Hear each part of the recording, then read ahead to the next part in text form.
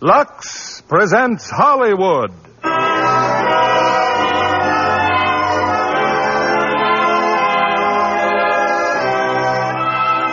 Lever Brothers Company, the makers of Lux Flakes, bring you the Lux Radio Theater, starring Maureen O'Hara, John Payne, and Edmund Gwenn in Miracle on 34th Street. Ladies and gentlemen, your producer, Mr. William Keighley.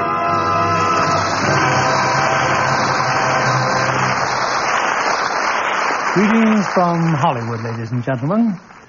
Our Christmas present to you is the new Christmas classic of our time, Miracle on 34th Street. It's wrapped in a gay covering of laughter, tied with a bright ribbon of good humor, and decorated with the three sparkling stars of the 20th Century Fox picture, Maureen O'Hara, John Payne, and Edmund Gwenn. This is a wonderful story for the whole family, and perhaps some families may be gathered around a Christmas tree as they listen.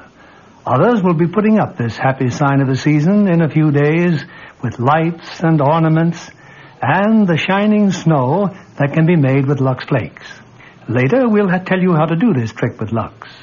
But right now, it's curtain time for the play that proves there's a Santa Claus.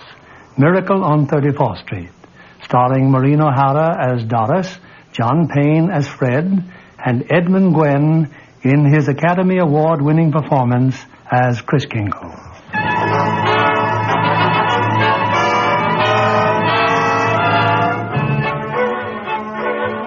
It's Thanksgiving Day in New York City. On a broad avenue adjoining Central Park, an annual event is being joyfully awaited. The spectacular parade presented by Macy's department store to herald in the Christmas season. Away from the crowd are two of Macy's public relations experts. He's simply wonderful, Mrs. Walker. Just look at him on that float. The most realistic Santa Claus we've ever had. Why, he didn't even need any padding, did he? Padding? Why, didn't you notice his tummy? So round, so firm, so fully packed. Well, now that everything's under control, where on earth did you find him? I don't know. I just turned around and there he was. And to think that the man whose place he took was intoxicated. With a breath that would knock over a reindeer. Oh, just think if Mr. Macy had seen him. What if Mr. Gimble had seen him? Competition between our stores is tough enough. Well, the parade's starting. Let's stand at the curb. Not I, Mr. Shellhammer. I'm going home to relax. Anyway, I can see it from there. I live just around the corner. Oh, so you do. Well, I'll see you tomorrow, Mrs. Walker. And congratulations on finding the best Santa Claus in Macy's history.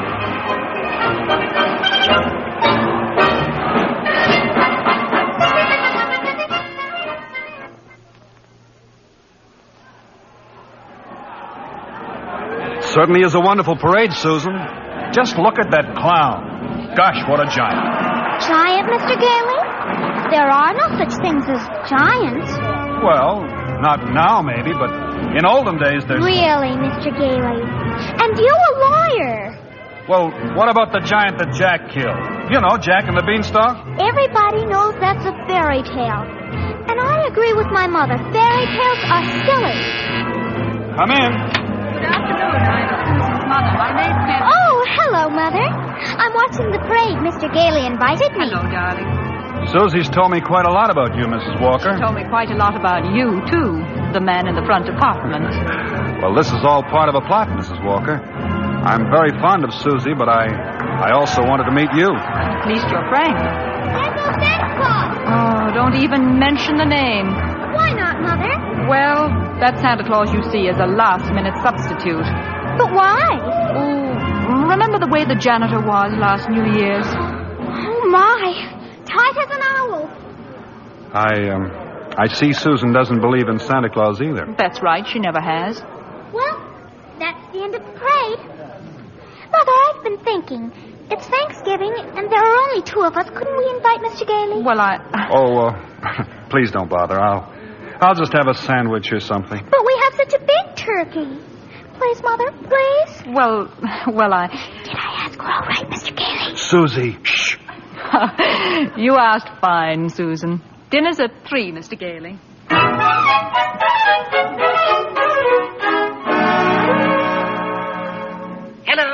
Mrs. Walker? Yes, Mr. Shellhammer. Your maid said you were at Thanksgiving dinner, but I just had to tell you. Your Santa Claus was stupendous. Well, thank you. Mr. Macy himself wants him to be our toy department Santa Claus. Oh, fine. Can you hire him? Oh, I already have. Oh, he's a born salesman. I just feel it. Good. We'll talk about it in the morning. Thanks for calling, Mr. Shellhammer.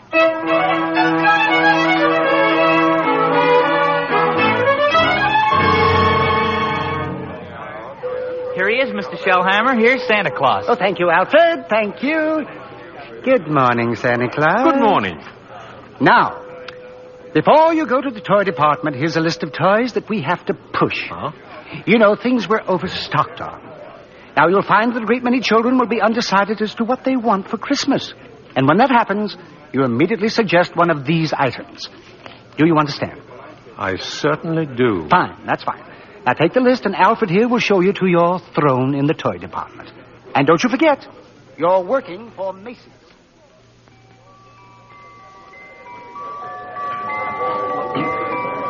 Are you really Santa Claus? Why, of course I am. What do you want for Christmas, little boy? I want a fire engine with a real hose that squirts real wet water, and I won't do it in the house. I'll only do it in the backyard, I promise. And I promise you'll get your fire engine. You see, Mama, I told you you'd get me one. That's fine. That's just dandy. You wait here, Mortimer. Mama wants to thank Santa Claus, too. Yes, madam? So what's the matter with you?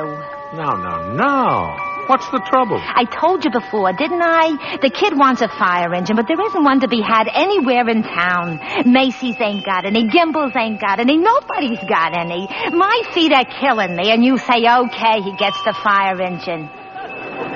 But you can get those fire engines at Schoenfeld's, Lexington Avenue. Only $4.50, a wonderful bargain. Schoenfeld? Yes. Hey, I don't get it. Oh, I follow the toy market very closely. Macy's sending people to other stores? Yes. Are you kidding? No. The one important thing is to make the children happy. Whether Macy's or somebody else sells the toy doesn't matter. Now, don't you feel that way? Who, me? Yes. Oh, yes, sure. Only I didn't know Macy's did. I don't get it. I just don't get it. Who's next, please? Right this way to see Santa Claus. All right, little girl. You're next. Of course, little girl. You want some roller skates?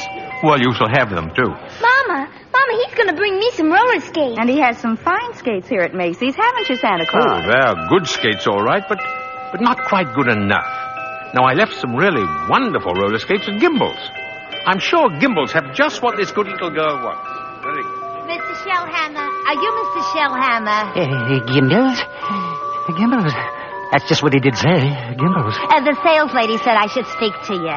Gimbel's. I just wanted to congratulate you and Macy's on this wonderful new stunt you're pulling. Gimbel's. Imagine a big outfit like Macy's putting the spirit of Christmas ahead of the commercial. Gimbel's. From now on, I'm going to be a regular Macy customer. All right, Mortimer, we're going. Gimbel's!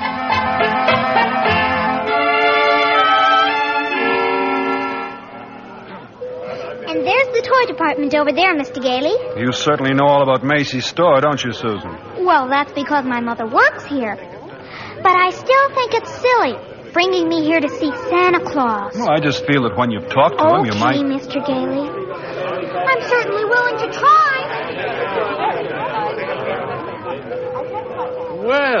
Well, what a fine young lady, eh? And what's your name, little girl? Susan Walker. What's yours? Mine? Chris Kringle. I'm Santa Claus. Oh, you don't believe that, eh? You see, my mother's Mrs. Walker. Oh. But I must say you're the best-looking Santa Claus I've ever seen. Really? Your beard, for instance. It doesn't have one of those things that goes over your ears.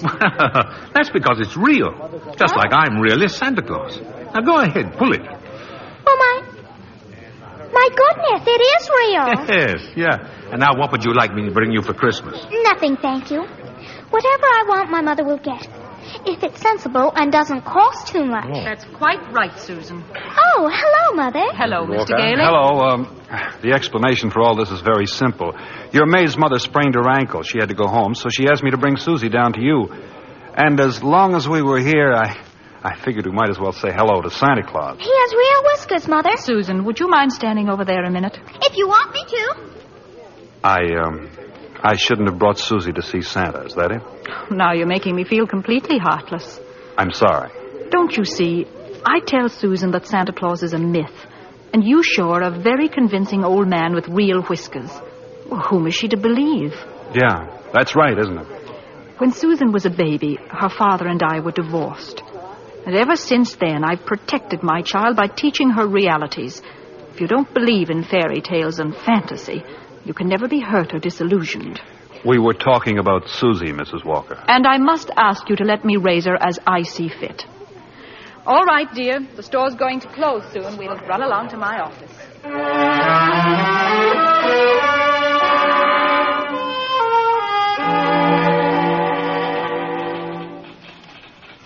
Alfred said you wanted to see me, Mrs. Walker. Oh, yes. Come in.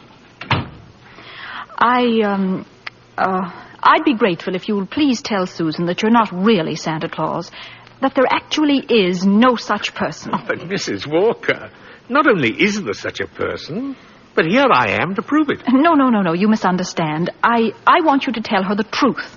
Now, what's your real name? Kris Kringle, and I always tell the truth. Susan, I'll bet you're in the first grade. Second grade. I mean your real name. Well, that is my real name. My goodness, the second grade? Very well. I have your employment card right here. I'll look it up on that. That's a very cute dress you have on, Susan. It's from Macy's. We get 10% off. Oh. So, you always tell the truth, do you? Mm-hmm. Look at your employment card. Name, Kris Kringle. Address, Brooks Memorial Home, Great Neck, Long Island. You may call the home if you'd care to confirm that, Mrs. Walker. It's a home for elderly gentlemen. Would you also like me to confirm this? What's that? Date of birth. As old as my tongue and a little bit older than my teeth. Place of birth. North Pole. Now, really. Why, I believe you doubt me, Mrs. Walker. And this tops everything. Next of kin. Oh, that. Dasher, Dancer, Prancer, and Vixen. I'm sorry to have to do this, Mr. Kringle? But the Santa Claus that we had 2 years ago is back in town, and I feel that we owe it to him to... What, have I done something wrong? No. It's just that we feel... Oh, excuse me. Hello? This is Mr. Shellhammer, Mrs. Walker. Drop whatever you're doing. Mr. Macy wants to see us immediately. Oh, I'll be right up. I'm afraid I'll have to be very abrupt with you. I have to see Mr. Macy. You'll be paid for the full week, Mr. Kringle, and I'll send your check to that address. Come right in, Mrs. Walker. Mr. Shellhammer. Thank you, Mr. Macy. Now, about this new policy you two initiated. Macy's Santa Claus sending customers to Gimbel. Well, I can explain everything, Mr. Macy. You don't have to explain a thing. Just look at my desk. 42 telegrams and over 500 phone calls. Grateful parents expressing undying gratitude to Macy's department store. Why, you don't say. From now on, not only will our Santa Claus continue in this manner, but every salesperson in the entire store. You mean that if we haven't got what the customer asks for, we're to send him where he can get it. No high-pressuring and forcing a customer to take something he doesn't really want. I think that's wonderful, Mr. Macy. Why, we'll be known as the helpful store, the friendly store. The store that places public service ahead of profits. And consequently, we will make more profits than ever. As for you, Mrs. Walker and Mr. Shellhammer, you'll find a more practical expression of my gratitude in your Christmas envelope. Oh, thank you. Thank you. Yes. And tell that wonderful Santa Claus I won't forget him either. As a matter of fact, I'll tell him myself in the morning. Yes, indeed, Mr. Macy. Good night. Good night. Good night, Mr. Macy. And thank you again, sir. Oh, imagine a bonus. Yes. Well, what's the matter with you? Mr. Shellhammer, I just fired him. Who? Santa Claus. Oh, no, you couldn't have. But I did. He's crazy, Mr. Shellhammer. He really thinks he is Santa Claus. I don't care if he thinks he's the Easter Bunny. Find him.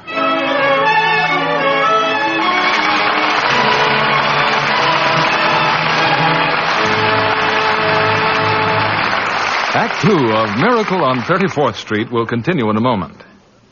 Well, Libby, have you given Santa your Christmas list? Yes, indeed, John.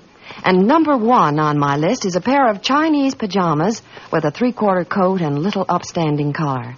Just like the ones Mata Torin wears in Rogue's regiment. Perhaps you'd better have the wardrobe mistress of Universal International show Santa what you mean. Well, I'm sure Dick Powell or Stephen McNally could give him a good description. They found Mata very glamorous in this modern story of the French Foreign Legion. And what a villain Vincent Price is in Rogue's regiment. Mm-hmm. I was on the edge of my seat through the whole picture. And you talk about a pair of pajamas. Well, they were very special. Mata liked them so well, she had 4 pairs made for her personal wardrobe. And she was delighted when they told her she could lux them. That's about the easiest care in the world. Especially now with the new tiny diamonds of Lux. Another triumph of the famous Lever Laboratories. These tiny diamonds are so much faster, they burst into suds the instant water touches them.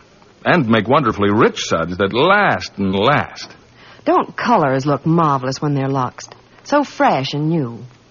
No wonder smart girls say they won't risk wrong washing methods. Tests prove that with gentle care with Lux Flakes really makes a difference. Lux slips and nighties stayed new looking 3 times as long.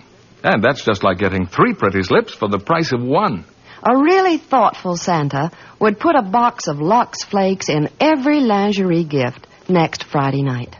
Here's our producer, Mr. William Keeley. Act 2 of Miracle on 34th Street, starring Maureen O'Hara as Doris, John Payne as Fred, and Edmund Gwen as Kris Kringle.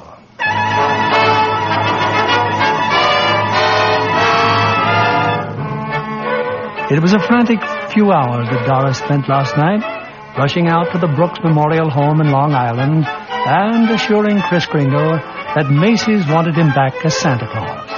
Now Kris is again presiding over the crowded toy department, while in her office, Doris and Mr. Shellhammer... Don't you understand, Mr. Shellhammer?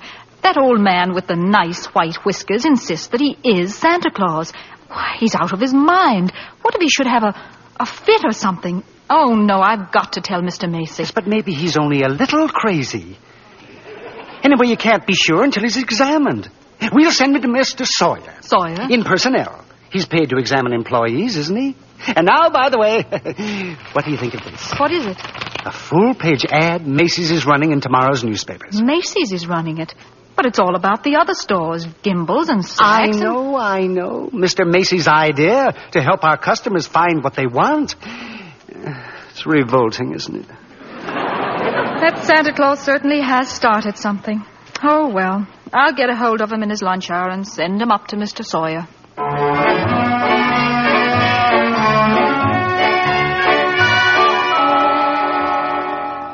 So I changed my clothes, Mr. Sawyer, and came right up. Oh. Well, then that's your own beard, huh? Oh, yes. Interesting complex in back of that. Why do you carry a cane? Always carry a cane, Mr. Sawyer. Well, that is when I wear street clothes. I carved this cane out of a runner from one of my old sleighs. What's that? What's that? With a fine, solid silver top. Oh. Who was the first president of the United States? Oh, give me a difficult one. Like who was vice president under James Monroe? I'm conducting this examination. The answer is Daniel D. Tompkins. Yeah. You're a rather nervous man, aren't you, Mr. Sawyer? Tell me, do you get enough sleep? My personal habits are no concern of yours. Now, what hand am I holding up? Right hand. How many fingers do you see? 3. Oh, dear. You bite your nails, too. Stand up now. Feet together. Arms extended. Muscular coordination test? I've taken dozens of these tests. Mr. Sawyer, are you happy at home?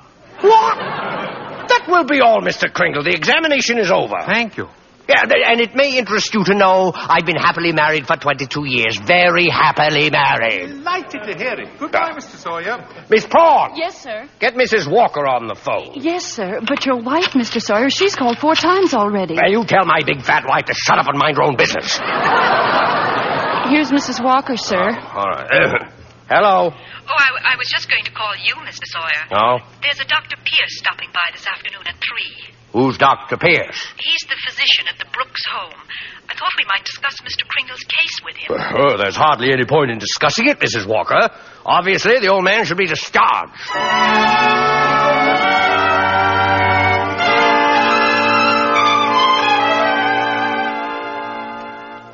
No, Dr. Pierce. Kringle should be dismissed immediately and sent to a mental institution. Oh, now, just a minute, Mr. Sawyer. He's deluded, saying that he's Santa Claus. It's a delusion for good. I found he only wants to be friendly and helpful. His whole manner suggests aggressiveness. Look at the way he carries that cane. Mrs. Walker, naturally, I can't discharge that loony, so when he exhibits his maniacal tendencies, please realize the responsibility is completely yours. Well, I'm right back where I started. Mrs. Walker, I assure you, Kris Kringle has no maniacal tendency. But if there's the slightest possibility of us causing any trouble... What trouble? All that needs happen is a policeman ask his name. Kris Kringle, clang, clang, and Macy's Santa Claus lands up in the psychopathic ward. Well, you can prevent that very simply. Now, there must be someone here at the store who could rent him a room. Then they could both come to work together. Just as soon he avoided that long train ride to Long Island anyway. You mean sort of take custody of him? Mm-hmm. Do you think that Mr. Kringle would agree to that? Oh, I'm sure he'll agree. Well, in that case... Now, let me see. Who do I know who could rent him a room?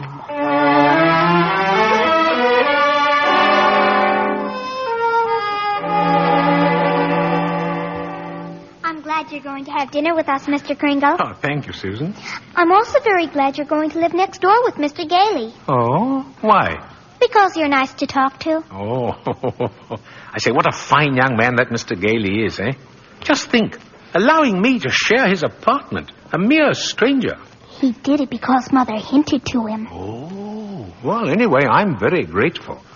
Shall I tell you what I did in school today? By all means. Any games? Yes. And a very silly game, too. Oh?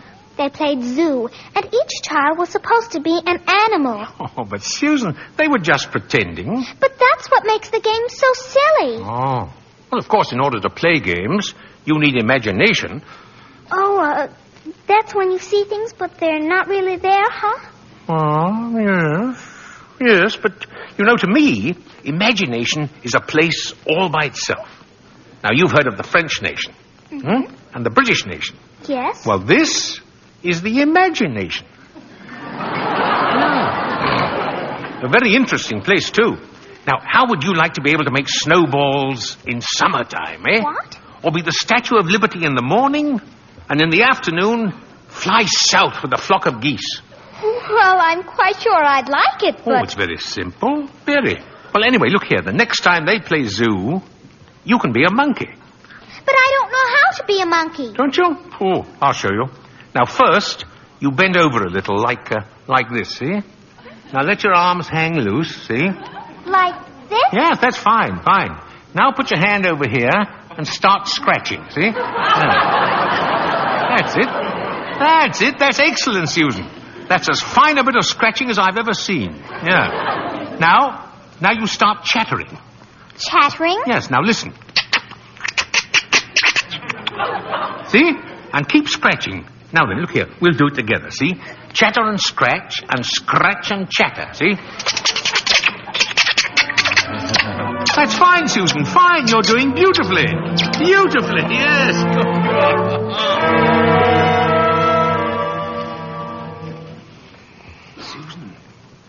Susan, are you still awake? Uh-huh. I've just come in to say good night, Susan, that's all. Now, look here, about Christmas. There must be something you'd like for Christmas. Well, I've certainly thought about something, Mr. Kringle. You have? Well, what is it, eh? Tell me. It's right here on the night table, see? Oh? I tore this page out of a magazine. It's a picture of a house. Oh, that's what you want, is it? A doll's house. Colonial architecture. Oh, not a doll's house, a real house. A real house? Yes. And if you're really Santa Claus, you can get it for me. Now, wait a minute, Susie. What could you possibly do with a big house? Live in it with my mother. And a backyard with a big tree to put a swing on, and a garden, and a... Oh, well, why even discuss it? Susie, could I keep this picture? Just in case? I guess so. Thank you, dear. Thank you. Well, Mr. Gailey's waiting for me. Good night, monkey. Good night, Mr. Kringle.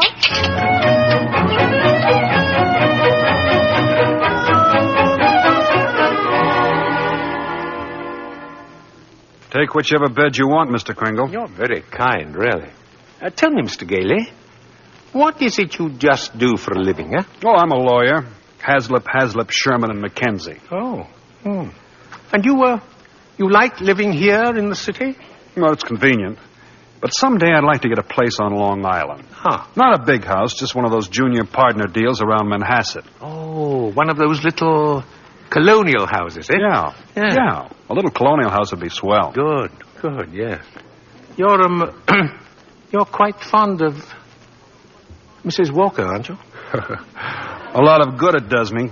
She lives in a cast iron shell that's just a little difficult to penetrate. Oh. Well, you must try a little harder, Mr. Gailey. You know, Mrs. Walker and that child are a couple of lost souls. And it's up to us to help them. See? No? Yeah, Oh, well, shall I turn out the light? No. I'm not going to be cheated out of this. You know, all my life I've wondered about it, and now I'm going to find out. Tell me, does Santa Claus sleep with his whiskers outside or inside the cover? Oh, outside, of course. Outside, by all means. The cold air makes them grow. Oh, thank you very much.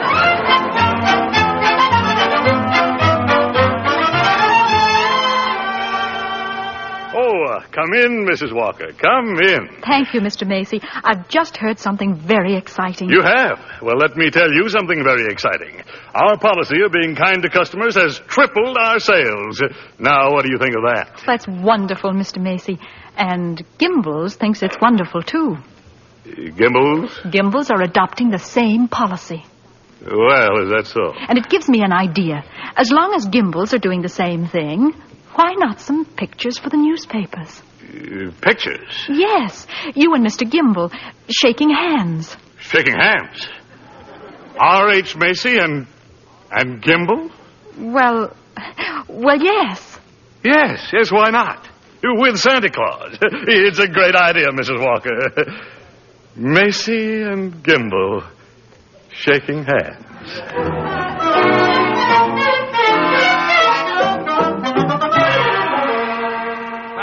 Oh, that's enough pictures, gentlemen. Thank you. Thank you very much.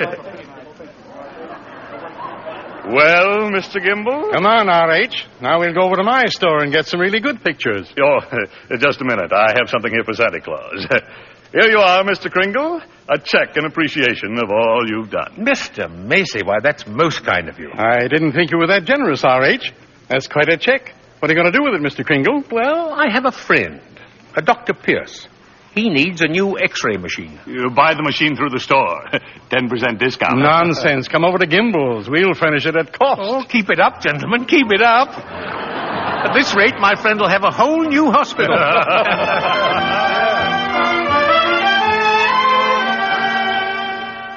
How did the pictures turn out, Mr. Kringle? Oh, fine, Alfred, fine. How about a game of checkers during lunch, eh? Oh, not today, Chris. I don't feel so good. Oh? What's the matter, Alfred? Oh, nothing much. You remember I was telling you how I like to play Santa Claus over at the Y and give out packages to the kids? Yeah? Well, I was telling Mr. Sawyer about it, and he says that's very bad. That psychologically it's all wrong. Wrong? To be nice to children? Well, he says guys who play Santa Claus do it because when they was young they must have done something bad. Now they do something they think is good to make up for it, see? It's what he calls a guilt complex. Alfred, what else has he found wrong with you? Oh, nothing much. Just that I hate my father. I didn't know it, but he says I do. Excuse me. Hey, ain't you going to have lunch? Later. Right now, I have an appointment with Mr. Sawyer.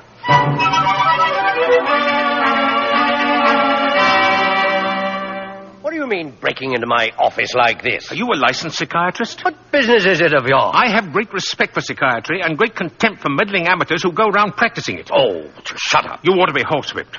Taking a boy like Alfred and filling him up with complexes and phobias... I think I'm better equipped to judge that than you. Just because Alfred wants to be kind to children, you tell him he has a guilt complex. Yes. Having the same delusion you couldn't possibly understand. Oh. And don't you wave that cane at me. Either you stop analyzing Alfred, or I'll go straight to Mr. Macy and tell him what a contemptible fraud you are. Get out of here. Get out of here before I have you thrown out. There's only one way to handle a man like you. Maybe this'll knock some sense into you. Oh, help. Oh, my head. My head! Oh! Good day, Mr. Sawyer. Miss Prawn! Get me the police! Get me Mrs. Walker!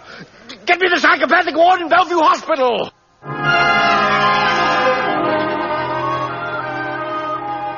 You can see Mr. Kringle now, Mr. Gailey. Thank you, nurse. Hello, Chris. Hello, Fred. Chris, I've been speaking to the doctors. They said they've given you some tests. Oh, yes. Same old tests. Except this time you failed to pass them. Chris, you deliberately failed. Why? Why? Well, because I had great hopes, Fred. I had a feeling Mrs. Walker was beginning to believe in me, and now I discover she was only humoring me all the time. But this wasn't Doris's idea at all. Mr. Sawyer had you sent up here before she even knew about it. But why didn't she come to me and explain things? Because she didn't want to hurt you. Oh, well, it's not just Mrs. Walker. Well, now, take Mr. Sawyer. He's contemptible, dishonest, deceitful, yet he's out there and I'm in here. Well, if that's normal, I don't want it. But you can't just think of yourself, Chris. What happens to you matters to a lot of other people. People like me who believe in what you stand for, and people like Susie, who are just beginning to. Chris, you're letting us down. Well, Fred, maybe you're right. Of course you're right. I ought to be ashamed of myself. Let's get out of here. Now, wait a minute. You flunked your mental examination, but good. Oh, yes, so I did. Oh. Well, anyway, you're a lawyer. You fix it. Hey, look, I can't just... Now, I won't let you down, and you won't let me down. Chris, now take it easy. Look, there'll have to be a hearing. If you're going to be committed, it has to be before a judge. Well, if I can do anything at all, it'll have to be in courtroom. Now, sit tight, Chris. I'll get an idea. I have to get an idea.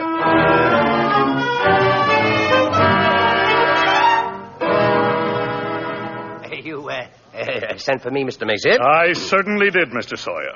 I brought my family to the toy department to see our Santa Claus, and our Santa Claus isn't there. He's in Bellevue. Yes, Mr. Macy. Because he's a lunatic. Yes, sir, a lunatic. Lunatic, my foot. Now, you listen to me, Sawyer. You get that case dropped right away, or you'll have another lump to match the one he gave you. But it's out of my hands. Mr. Kringle goes to court in the morning. Well, just see that he's back in the toy department by afternoon. Now, get out of here.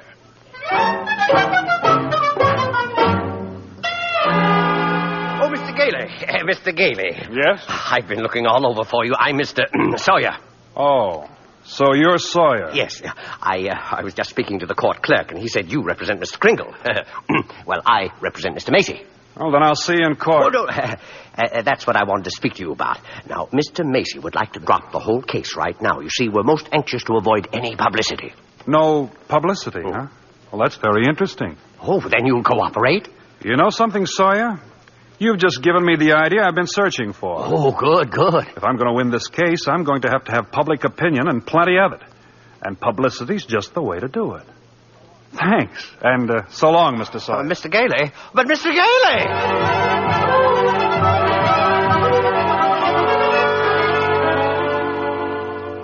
Look at these newspapers, Chris. Here. Evening Dispatch. Doctors doubt sanity of Santa who launched goodwill campaign. Oh, my. Daily Bulletin. Macy's Santa Claus to have lunacy hearing. What's this one? The New York Express. Is Kris Kringle crazy? Court case coming. Kiddies cry calamity. You've driven the United Nations clear back to page 5. Well, get a good night's sleep, Chris. We go before Judge Harper at 10 tomorrow morning.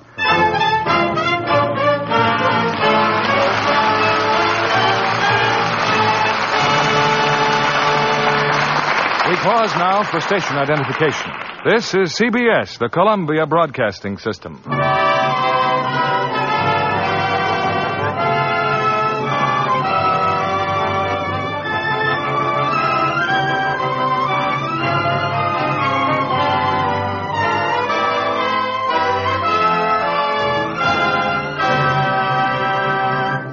Our stars will return with Act 3 of Miracle on 34th Street in a moment.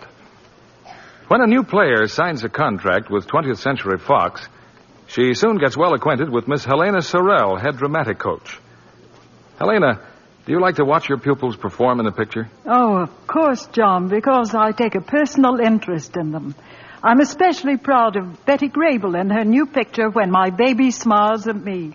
Betty's become a really fine dramatic actress. She certainly has. She and Dan Daly are magnificent as a couple of vaudeville hoofers. And Betty's costumes in When My Baby Smiles at Me gave me a thrill. And I was amazed how many things the wardrobe department washed with Lux Flakes. It reminded me of my theatrical days when I was on the road and lived in a couple of trunks. A box of Lux Flakes in each? That's absolutely true, John. I was never without it, in my hotel or at the theater. Well, then you've probably discovered that the new tiny diamonds of Lux are more wonderful than ever. They're so much faster and richer. Do more for you, too. They remove soil which other types of suds can't. Leave things cleaner, fresher. And Lux Flakes keep colors lovely. You're right there. That's why it's foolish to risk wrong washing methods that may fade colors.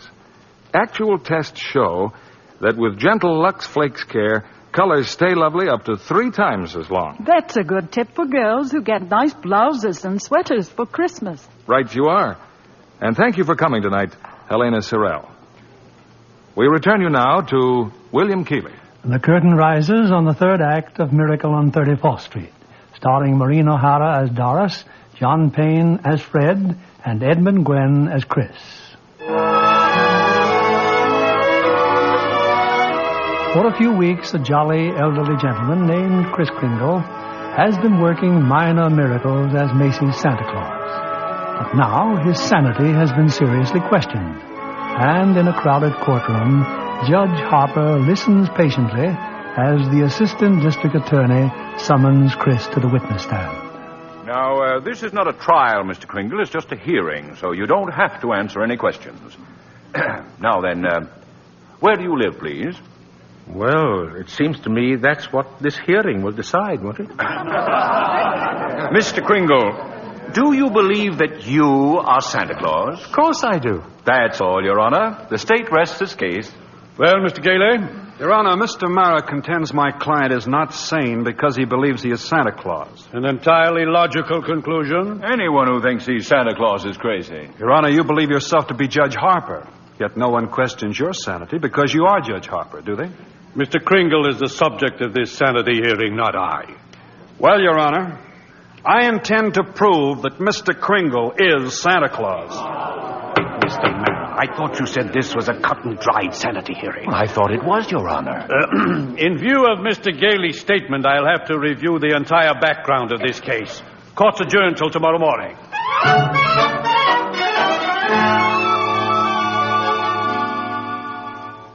Hello, Doris. I'm sorry I'm late, but get ready. We're really going to celebrate tonight. What are we celebrating? Well, didn't you read the papers?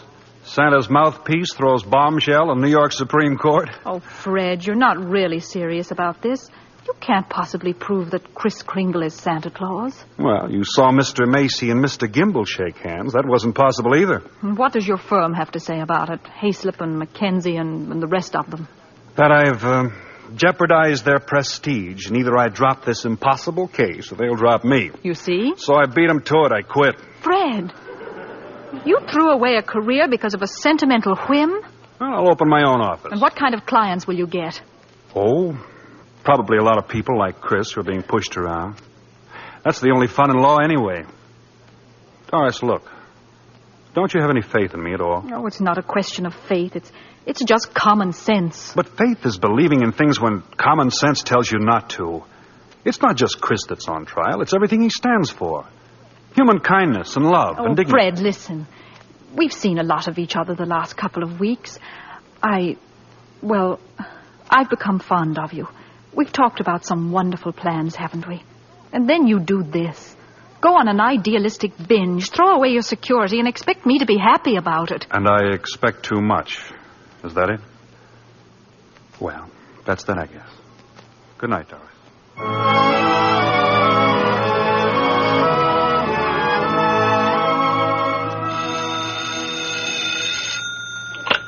Hello. Yes, this is Mr. Mara. Well, can't it wait till tomorrow? I'm eating dinner. Who's been subpoenaed? Well, how do you think I feel about it? I'll see you tomorrow.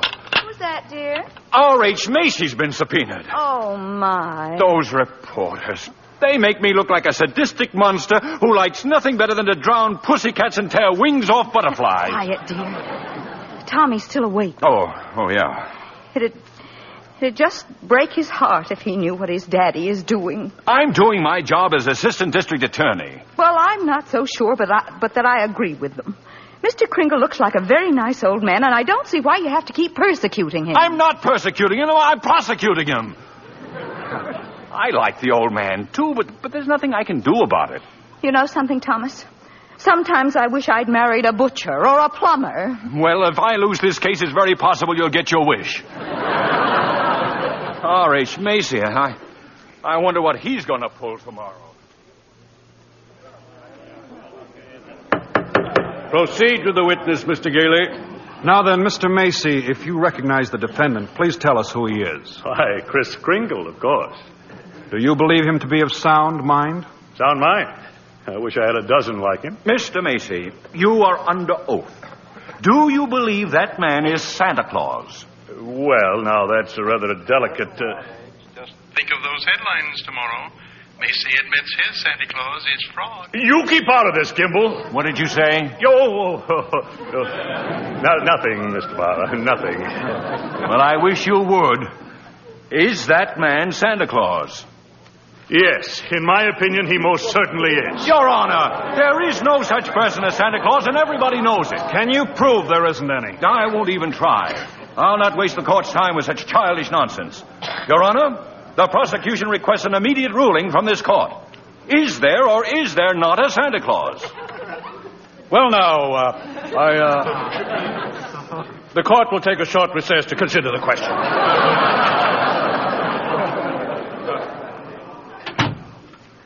Hello, Henry. Why, Charlie, what are you doing here? Can't an old friend visit you in your chambers? And if you ask me, you never needed a friend like you do now. This Kringle case? Well, I certainly don't see what they're making such a fuss about. Henry, that's Santa Claus you've got out there. On trial for lunacy. This case is dynamite. And you're coming up for re-election soon. Charlie, you know what happened last night? Martha brought the grandchildren over. They wouldn't kiss Grandpa. They wouldn't even talk to me. You see what I mean? If you rule there is no Santa Claus, you better start looking for that chicken farm right now. I'm a responsible judge. How can I seriously rule that there is a Santa Claus? Because of what happens if you don't. The kids read about it and they don't hang up their stockings. Now what happens to all the toys that are supposed to be in those stockings? Nobody buys them. The toy manufacturers have to lay off employees. By now you've got the AFL and the CIO against you. Yes, and they're going to say it with votes, see? Oh, and the department stores are going to love you, too. Yes, sir, Henry. And what about the Salvation Army? They got a Santa Claus on every street corner. They take in a lot of money to help the poor. But go ahead, Henry. You go in there and rule there isn't any Santa Claus. But if you do, you can count on getting just 2 votes, your own and that district attorney's out there. 1 vote, Charlie. He's a Republican. Oh, well, let's get this over with. The question of Santa Claus seems to be largely a matter of opinion. The tradition of American justice demands a broad and unprejudiced view of such a controversial matter. But, Your Honor... This court, therefore, intends to keep its mind open.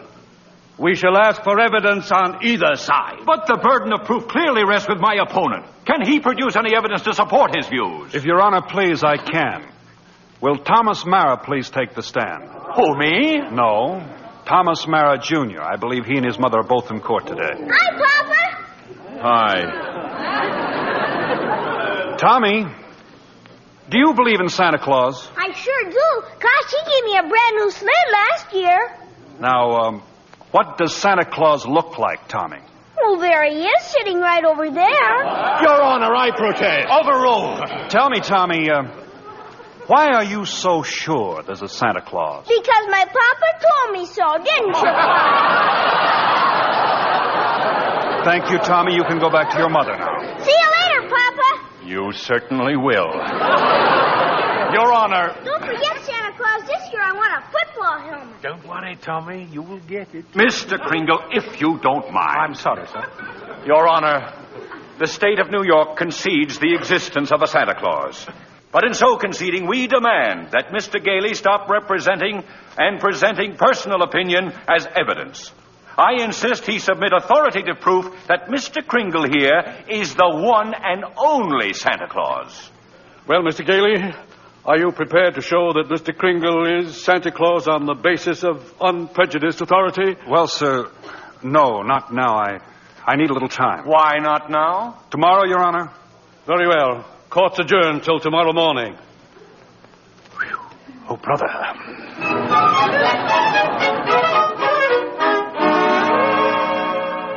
Now come, Susan, dear, finish your supper. But I can't, Mother. All those things they're saying in the newspapers about Mr. Kringle and Mr. Gailey. They're having this trial because he says he's Santa Claus. He's so kind and nice and jolly. He's not like anyone else I know. He must be Santa. You know something? I think perhaps you're right. Is Mr. Kringle sad now, Mother? I'm afraid he must be. Then I'll write him a letter. Maybe that'll make him feel better. I'll cheer him up.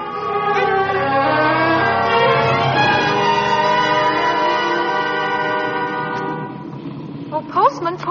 Yeah, lady? Would you mind taking this letter? Oh, sure, lady. We're going straight down to the post office now. Okay, Louie, take it away.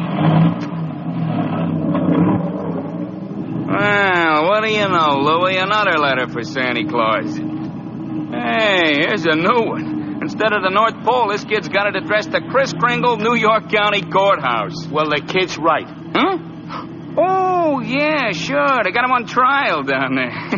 He claims he's Santa Claus, and the DA claims he's nuts. Hey, I got an idea. Huh? How many Santa Claus letters we got down there in the dead letter office? Oh, who knows? Must be 50,000 bags and bags all over the joint. You mean? But, Frankie, why not? Wouldn't it be nice to get rid of them all? Wouldn't it? Boy, oh boy. Look, Louie, as soon as we get to the post office, we go and see the supervisor. You know something? I bet we both get promoted.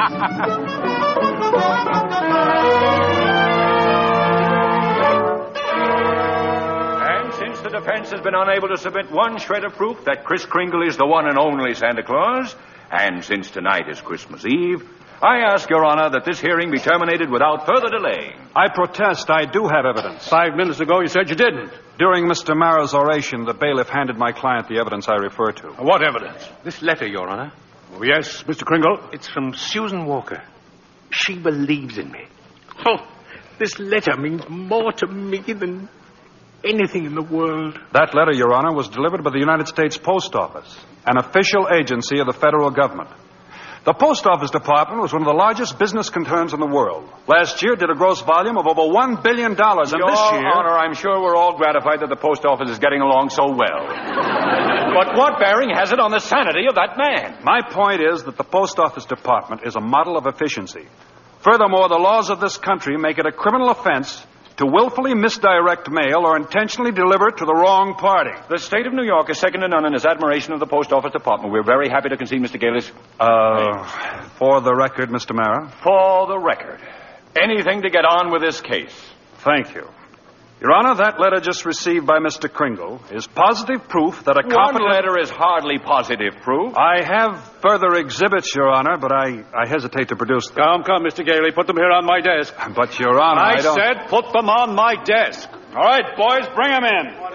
Your Honor, what is this? Empty those mail sacks on Judge Harper's desk. Well, but bring them all in or be fined for contempt of court. No, just a second here. We'll do it, Your Honor, through rain, through sleet, through courtrooms, anything. We deliver. Mr. Gailey. Your Honor, every one of those letters and every one of those mail sacks is addressed to Santa Claus. The post office is to deliver them. Therefore, the Post Office Department recognizes Kris Kringle to be the one and only Santa Claus. Since the United States government declares this man to be Santa Claus, this court will not dispute it. Case dismissed. And for heaven's sake, get this mail out of my courtroom.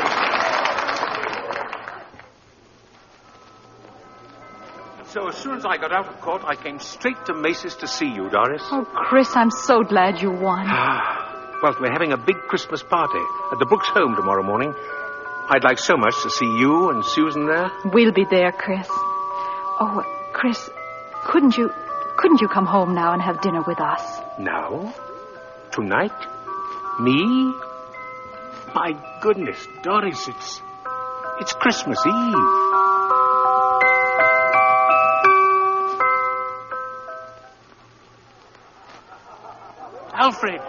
Alfred, look who came all the way out here to the home, just for our Christmas party. Chris, it's Mr. Macy. Mr. Gimble, too. Oh, excuse me, Alfred. Mrs. Walker and Susan have to leave now, and I want to see them before they go, so forgive me, will you? But, Susie, darling, you've got so many presents. Not the one I wanted. Not the one Mr. Kringle was going to get for me. Well, what was it? Doesn't matter. I knew I wouldn't get it, but I thought he'd at least tell me why. Susie. I'm sorry, Susie. I tried my best, but... You couldn't get it because you're not Santa Claus. Susan. Just a nice old man like Mother said. But I was wrong when I told you that. You must believe in Mr. Kringle and keep right on doing it. You must have faith in him. But that doesn't make sense, Mother. Faith is believing in things when common sense tells you not to. What? I mean, just because things don't turn out the way you want them to the first time, you've still got to believe in people. I found that... Hello, Doris. Fred. Mr. Gailey. Merry Christmas, Susie. Gosh. You just get here and we're ready to leave. Oh, I've been here. Oh. And if you're ready to leave, I'll drive you home. Before you go, here's a map I've made for you. You'll miss a lot of traffic. About 4 miles south, you will see Ashley Avenue. Now, that's the street you want. Ashley Avenue. Thanks, Chris. And Merry Christmas. Merry Christmas to you, Fred. And to you, my dear. And to you, Susie. I believe Mr. Kringle. I do. Silly, I suppose. But I do.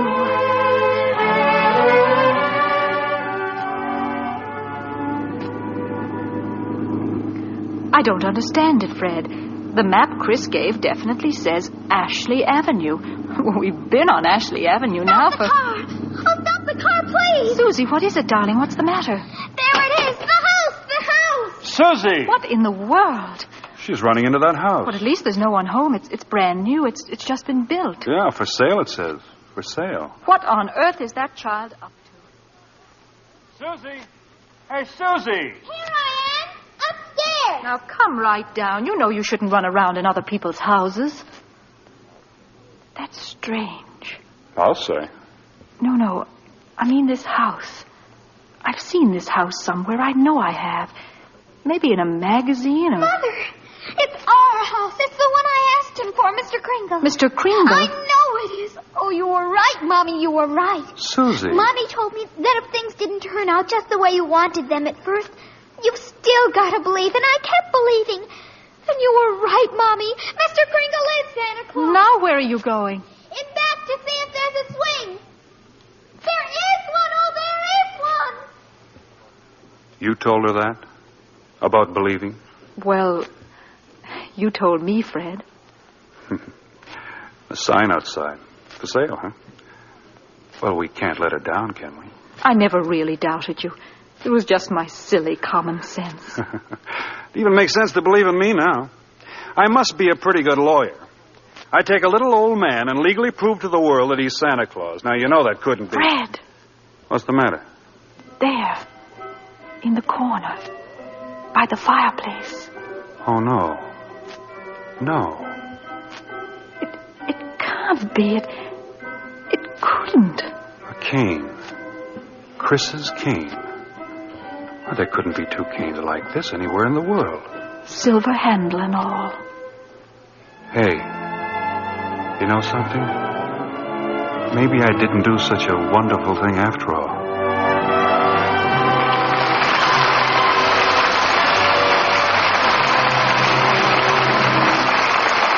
before our stars return for their curtain calls, Libby Collins wants to tell you about the wonderful way to decorate your Christmas tree, as we promised at the opening of the show. You can give your tree that fresh from the woods look by covering it with real-looking snow you make yourself from a box of Lux Flakes. So many people have asked for the Lux recipe for Christmas snow that we gave last week. We'll repeat it tonight.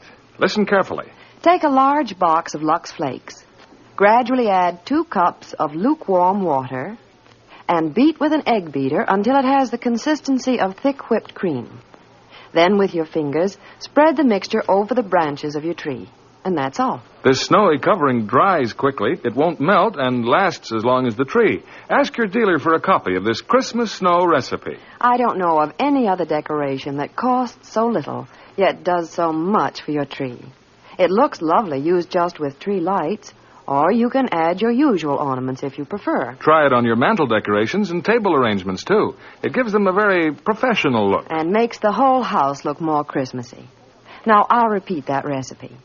Take a large box of Lux Flakes. Gradually add about 2 cups of lukewarm water and beat with an egg beater. While moist, spread the mixture along the branches. If you want extra glitter, shake on some shiny artificial snow before the mixture dries. Let the children help. They'll love doing it and love the snowy tree. Back now to our producer, William Keeley.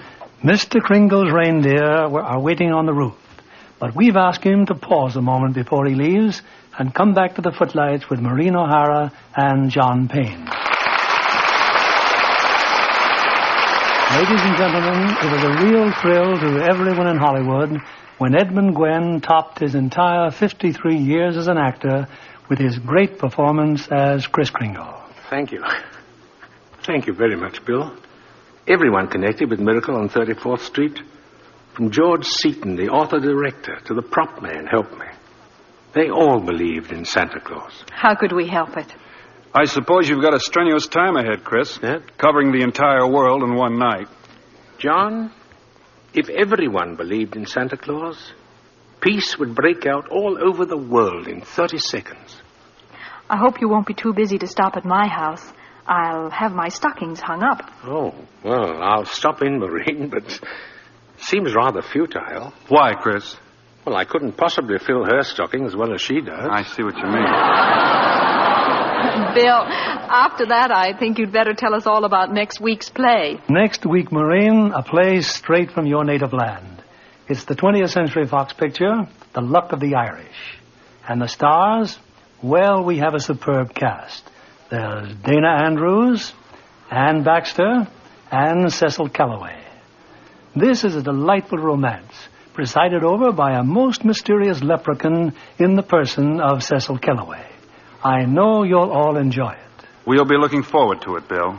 And good night. Good night. Good night. Can I give anybody a lift in my sleigh? Good night and a Merry, Merry Christmas.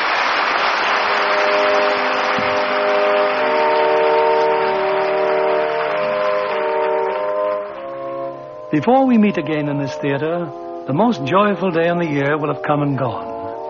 There are, in our time, as in every time, a few foolish men who deride the spirit of Christmas. But in every country and in every time, they are overwhelmed by those who find in it the hope and happiness of the future. By those of us who believe in our hearts that there can be peace on this earth and goodwill among all men. On behalf of Lever Brothers Company and of us in the Lux Radio Theater, may I wish all of you the happiest of holidays.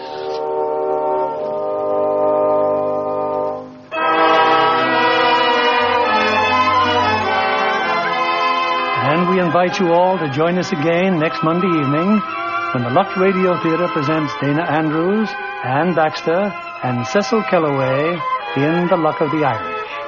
This is William Keeley saying good night and Merry Christmas.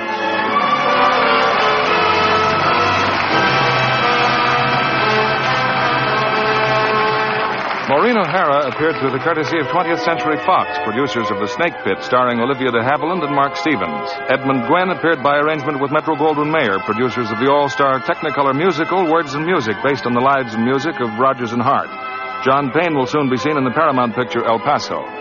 Be sure to listen next Monday night to the Lux Radio Theater presentation of The Luck of the Irish, starring Dana Andrews, Ann Baxter, and Cecil Kellaway. Stay tuned for My Friend Irma, which follows over these same stations. This is CBS, the Columbia Broadcasting System.